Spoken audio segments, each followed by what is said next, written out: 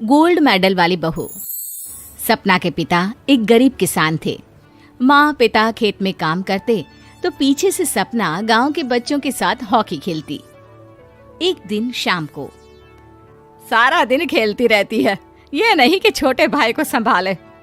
माँ पता है, मैंने आज हॉकी में पास के गांव के लड़कों की टीम को हरा दिया। अरे वाह वाह मेरी बेटी, शाबाश। ये ले कर रुपया, जा जाकर टॉफी खा ले।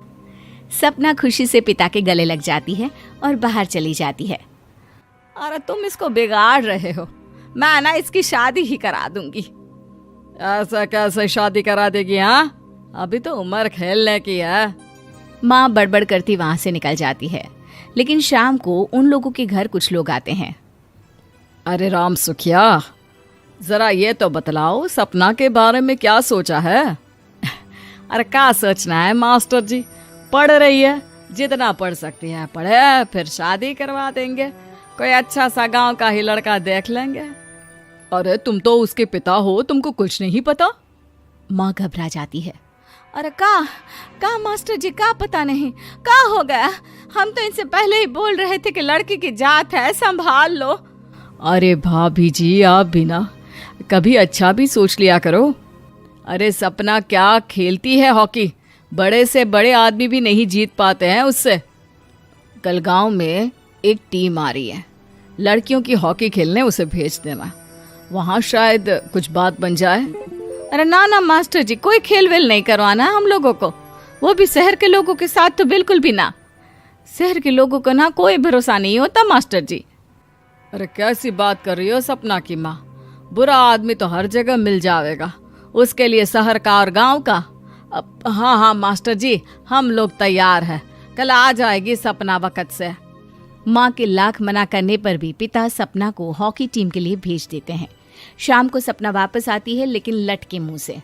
और क्या हो गया, मार खाई हो का? कौन मारेगा हमें?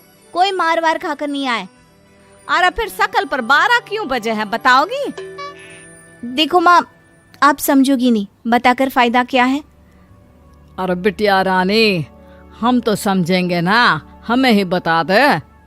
सपना पापा के गले लग जाती है। पापा, मैं ना सिलेक्ट हो गई हूँ भारत की हॉकी टीम में खेलने के लिए। अरे वाह, ये तो बहुत ही खुशी की बात है मेरे बच्चे। फिर मेरी गुड़िया काहे परेशान है? पापा, मुझे दिल्ली जाना पड़ेगा आगे की प्रैक्टिस के लिए। माँ जो सारी बात सुन रही होती है, जोर से चिल्लाती है। एक पैसा नहीं है मेरे पास, समझी? कुछ नहीं दूंगी। शादी के लिए लड़का फाइनल भी कर दिया है, कल्ले का बेटा, वो शादी कर लेगा तुमसे। सपना पिता की ओर देखती है। अरे देख सपना, खेलने दिल्ली जाना है तो सिर्फ इसी शर्त पे कि आकर कल्ले से बेटे से चुपचाप शादी कर लेगी, बोल। अरे ठीक है ना, कल्ले का बेटा तो बहुत ही समझदार है, सरकारी नौकरी है उसकी, मान गया वो तो सपना शादी कर लेगी। सपना भी धीरू, जो कि कल्ले का बेटा था, उसे जानती थी। वो मन ही मन सोचती है कि शादी तो वैसे भी होनी है, लेकिन माँ की ये शर्त मान गई तो जीवन जीने का एक मौका तो जरूर मिलेगा। हाँ, मुझे मंजूर है। हाँ, तो कल मैं उन लोगों को बुला लूं? पिता और सपना दोनों एक दूसरे को देखते हैं। अब माँ ठीक है ना, बुलाने की क्या जरूरत है, वो लोग पसंद कर रहे हैं ना मुझे, वही ठीक है। बस आप तो मेरा दिल्ली का बैग पैक कर दो। सपना दिल्ली जाती है, दिल्ली टीम के लिए खेलने के लिए। सपना खूब अच्छा खेलती है और गोल्ड मेडल जीत कर आती है। जब वो गांव आती है तो उसका जोरदार स्वागत होता है। हर कोई सपना सपना चिल्ला रहा होता है। और सपना के पापा, तुम्हारी बेटी ने तो गांव का नाम रोशन कर दिया है। गांव की तरफ से तुम लोगों को गांव में पक्का मकान और सपना को परिषद में पक्की नौकरी देने के लिए हम तैयार हैं। अरे वाह वाह, पक्का मकान, ये तो बहुत अच्छी बात है, लेकिन सपना की नौकरी नहीं चाहिए हमें। हाँ, कैसी बात कर रही हो सपना की माँ? लड़की की नौकरी रहेगी तो अपने पैरों पर खड़ी रहेगी, किसी के आगे झुकने की जरूरत ना पड़ेगी। अरे चुप रहो, हम तो नौकरी ना करते हैं, पर मजाल है कि किसी के आगे झुके हो। ना ना, हमारी बेटी नौकरी नहीं करेगी। पिता लाख समझाते हैं लेकिन माँ नहीं मानती। और फिर वो दिन भी आ जाता है जब सपना को अपने कहे अनुसार लड़के से शादी भी करनी पड़ती है। ससुराल में। ए बहू, तू रोज रोज सुबह कहाँ जाती है? घर का सारा काम निपटा कर कहाँ भागती है? माँ का घर तो पास ही है, वहीं निकल जाती है क्या? नहीं माँ जी, मैं हॉकी खेलने जाती हूँ, मुझे खेलना पसंद है। खेलना पसंद है?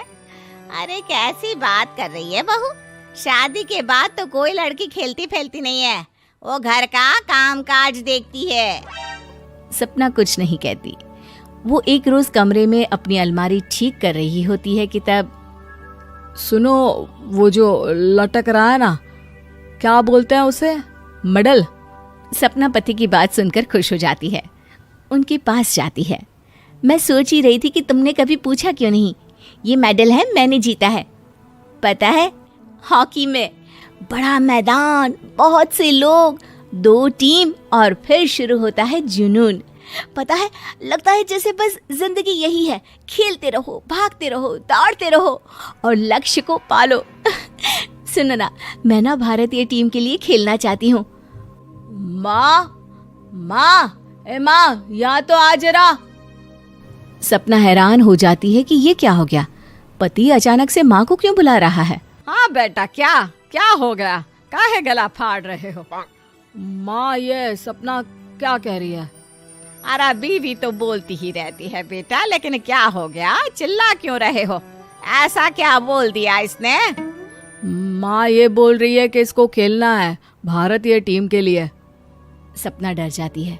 नहीं माँ जी, मैंने कहा कि मैं चाहती हूँ कि वो मैं बोला था ना, शादी के बाद कोई खेलता नहीं, घर का काम काज देखता है, लेकिन फिर भी। नहीं माँ जी, ठीक है, मैं घर का काम देखूंगी, कल से मैं खेलने भी नहीं जाऊंगी, माफ कर दीजिए। सपना पति की तरफ देखती है जो माँ की तरफ देख रहा होता है। उसे गुस्सा तो आता है, लेकिन करती भी तो क्या, सास के सामने कैसे पति की क्लास लगाती। अरे बेटा, अब क्यों घूरे जा रहे हो बहू को? माँ, अभी इस बात का फैसला करके जाना, वरना ये तो तेरे कमरे से जाने के बाद मुझे। अब चुप हो जाइए आप, छोटी सी बात का बतंगड़ मत बनाइए। छोटी सी बात? बहू, ये कोई छोटी बात नहीं है। जो लड़की दिल्ली के लिए गोल्ड मेडल ला सकती है, वो देश के लिए भी तो गोल्ड ला सकती है ना। हम लोगों को किसी चीज की कमी नहीं है बहू, घर का काम तो कोई भी कर लेगा, लेकिन देश का नाम रोशन करने के लिए सपना चाहिए।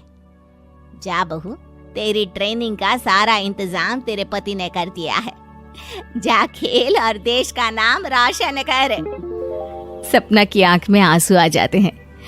वो सोचती है कि बेटियों को मायके के साथ अगर ससुराल में भी सहयोग मिले तो ऐसा कोई काम नहीं जो वो नहीं कर सकती है।